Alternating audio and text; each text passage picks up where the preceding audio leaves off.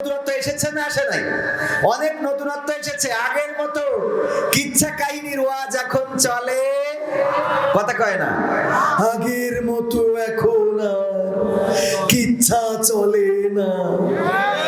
চলে আগের মতো কিচ্ছা কাহিনী?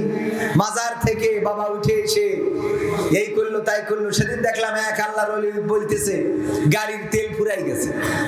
তেল ফুরাই যাওয়ার পরে গাড়ি বন্ধ হয়ে গেছে, এখন কাছাকাছি তো তেল পাম্প নাই, কি করা যায়?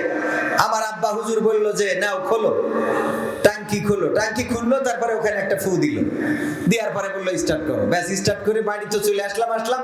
আরো এক সপ্তাহ চালাইছে। সুবহানাল্লাহ। হ্যাঁ, কি হবে? নাউজুবিল্লাহ। যদি ফু দিয়ে তুমি তেল ভরাইতে পারতা, তাহলে বাংলাদেশের তেলের সংকটই তো বেশি। তুই একটু ওই পাম্পে দিয়ে ফু দিস না কেন? কথা কয় না। আরে এক সপ্তাহ চললো,